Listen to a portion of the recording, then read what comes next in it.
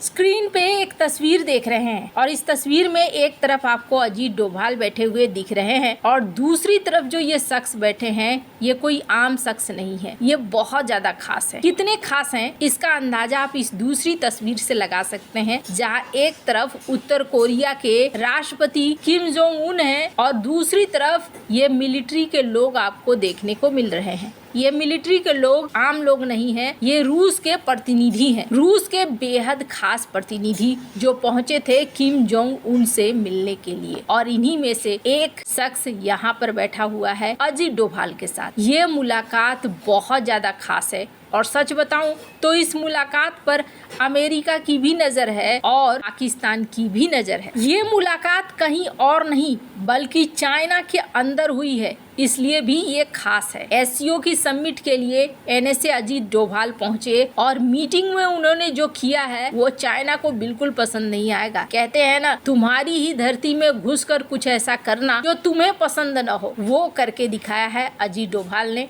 जानेंगे आखिरकार क्या मामला है। वर्ल्ड मिरर के इस एपिसोड में हमेशा की तरह जानने को मिलेगा बहुत कुछ, इसलिए वीडियो को अंत तक जरूर देखें। कल मैंने जब ये वीडियो बनाया था कि एससीओ समिट के लिए अजीत डोभाल पहुंचे हैं चाइना और दोनों के बीच में काफ़ी अच्छी बातें भी हुई हैं, तो बहुत सारे मुझे कमेंट भी आए और जिसमें कहा गया कि भारत ने ये क्या किया, भारत को नहीं जाना चाहिए, वो लाल आंखें वाली बातें वो कहाँ चली गई, चाइना के तो हम खिलाफ हैं वगैरह वगैरह। अभी जो जियोपॉलिटिकल ऑर्डर चल रहा है ना, वो ऐसा नहीं रह गया है और इसी वजह से भारत हर दाव को बहुत ही सावधानी से खेल रहा है, ऐसा लग रहा है और ये भारत के हितों के लिए बहुत ज्यादा सही है। अब इसका एक एग्जाम्पल देखिए, अजीत डोभाल चाइना पहुंचे एससीओ के समिट के लिए, राजनाथ सिंह भी पहुंचने वाले हैं और यहाँ एससीओ की समिट में मुलाकात होने वाली है। तो वहीं दूसरी तरफ जुलाई महीने में डॉक्टर एस जयशंकर क्वाड की बैठक के लिए अमेरिका जा रहे हैं। तो यहाँ भारत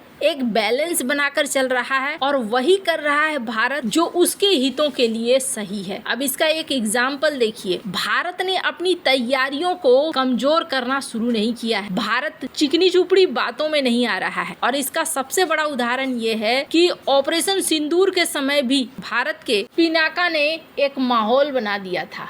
भारत पिनाका को एक्सपोर्ट भी करता है। ऑपरेशन सिंदूर में पिनाका ने पाकिस्तान और पीओके में आतंकी ठिकानों पर सटीक हमले किए, जिसने 100 से अधिक आतंकियों को नष्ट भी किया। ये भारत की सैन्य ताकत को भी दिखलाता है। प्रत्येक पिनाका लॉन्चर 44 सेकंड में 12 रॉकेट दाग सकता है जो 100 केजी का पेलोड होता है, यानी कि एक हाई एक्सप्लोसिव और एरिया डिनायल म्यूनिशंस जैसे वॉरहेड से ये लैस हो सकता है। इनकी शूट एंड स्कूट क्षमता इसे ड्रोन वाले युद्ध क्षेत्रों में काफी प्रभावी बनाती है, क्योंकि ये तुरंत स्थान बदल सकते हैं। इनका कई सारा एडवांस रेंज भी है, 75 किलोमीटर, 120 किलोमीटर, 300 किलोमीटर तक की ये रेंज होगी। अब मैं इसकी कहानी आपको क्यों सुना रही हूँ, तो इसके पीछे कारण ये है कि भारतीय सेना ने अपनी मारक क्षमता को मजबूत करने के लिए स्वदेशी Pinaka multi barrel rocket launcher system के 2 नए रेजिमेंट को शामिल करने की घोषणा कर दी है। यानी कि इस कदम से पिनाका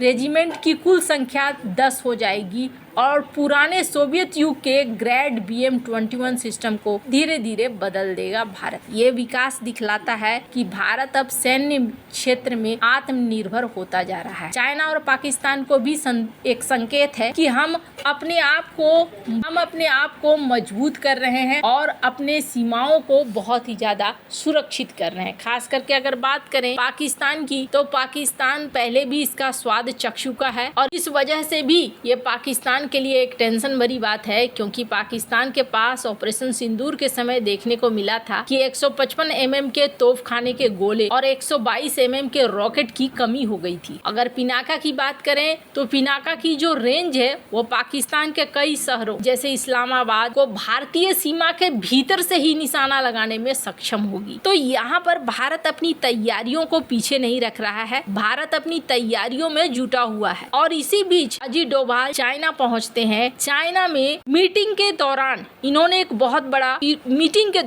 इन्होंने एक ऐसा काम किया है जो चाइना को पसंद नहीं आएगा। पर उससे पहले मैं आपको बता दूं, ये जो मुलाकात हुई है ना भारत और रूस के बीच में, ये मुलाकात बहुत ज्यादा महत्वपूर्ण है। जिस शख्स को आप यहाँ पर बैठे देख रहे हैं ये कोई आम शख्स नहीं है, ये रूस के सिक्योरिटी काउंसिल के उप सचिव हैं अलेक्जेंडर। रूस का सिक्योरिटी काउंसिल ये वो काउंसिल है जो डिफेंस से संबंधित सारे फैसले लेता है। किम जोंग उन से क्या बात करना है और क्या फैसले लेने हैं, मुद्दे तय करता है, उस पर डिटेल में बातचीत होती है और फिर उसके परिणाम निकाले जाते हैं। इनसे बातचीत करने का मतलब है कि रूस के सिक्योरिटी डिपार्टमेंट से डायरेक्ट बात करना। और यहाँ पर अगर रूस ने डोभाल और इनके बीच में बातचीत के लिए द्विपक्षीय मीटिंग बुलवाई है तो ये बहुत ज्यादा खास है। क्या बात हुई? हालांकि आधिकारिक तौर पर ये वही रटी रटाई लाइन है कि हम बायलैटरल, क्षेत्रीय और अंतर्राष्ट्रीय मुद्दों पर एक दूसरे के साथ आएंगे, लेकिन यहाँ पर इन्होंने अजीत डोभाल को कहा है कि आप रूस आइए ताकि हम सेकेंड राउंड की बात आपसे कर सकें। ऐसा माना जा रहा है कि भारत, चाइना और रूस ये तीनों साथ आए, इसके लिए रूस जी जान से कोशिश कर रहा है और ये मीटिंग भी उसी दिशा में जाता हुआ दिख रहा है। अब यहाँ पर रूस के साथ जो मीटिंग हुई सो हुई। अब एससीओ की थी मेन मीटिंग और इस मीटिंग में अजीत डोभाल ने अपना बहुत ही कड़ा रुख दिखलाया है। चाइना के अंदर बैठकर ही इन्होंने चाइना को सुना दिया है। अजीत डोभाल ने इस मीटिंग में साफ साफ कहा कि डबल स्टैंडर्ड क्यों अपनाते हैं। अगर हम डबल स्टैंडर्ड अपनाएंगे तो ठीक नहीं होगा, हमें जवाबदेह ठहराना होगा। आतंकवाद के अपराधियों को, आयोजकों को, उन्हें जो पैसे देते हैं उनको, प्रायोजकों को। इन्होंने सीधे सीधे चीन और पाकिस्तान की तरफ इशारा किया। उन्होंने जोर दिया कि लश्कर तैयबा हो, जैसे मोहम्मद हो, अलकायदा हो, ISIS हो, हमें उन पर निर्णायक कार्यवाही करनी चाहिए। यहाँ बैठकर डोभाल ने न सिर्फ पाकिस्तान को बल्कि चाइना को भी सुना डाला। चाइना ने बार बार समर्थन किया है पाकिस्तान के आतंकियों को बचाने में। आतंकवाद के मुद्दे पर चीन अक्सर पाकिस्तान का बचाव करता है, जैसे कि 2009 से 2019 तक चीन ने UNSC में जैसे मोहम्मद के सरगना मसूद अजहर को वैश्विक आतंकी घोषित करने के प्रस्ताव को बार बार वीटो किया है। हाल के समय में भी ऐसा ही देखने को मिला है। चीन का यहाँ हमेशा दोहरा रुख देखने को मिला है। तो यहाँ डोभाल ने 3 प्रस्ताव रखे। एक, अलकायदा जैसे अंतर्राष्ट्रीय आतंकी समूहों के खिलाफ एक साथ मिलकर काम करें। दूसरा, रेडिकलाइजेशन को रोकने का उपाय करें। तीसरा, उग्रवादी विचारधारा के खिलाफ जॉइंट अभियान चलाएं जिसमें इंटेलिजेंस शेयरिंग हो। हालांकि चाइना से ये सारी उम्मीद करना बेकार है। आपको क्या लगता है? एक बात तो बहुत अच्छी है और बहुत साफ है कि यहाँ जो मीटिंग में भारत एक्टिव हुआ है वो रूस की वजह से हुआ है, ये दिख भी रहा है। और दूसरा, भारत ने अपने पक्ष को कहीं से कमजोर नहीं किया है। भारत चीन के अंदर बैठकर भी अपनी बात को साफ साफ रख रहा है। आपको क्या लगता है? इन सब मामले में आपकी क्या राय है? कमेंट कर जरूर बताएं। जल्द मिलते हैं अगले वीडियो में नई खबर के साथ।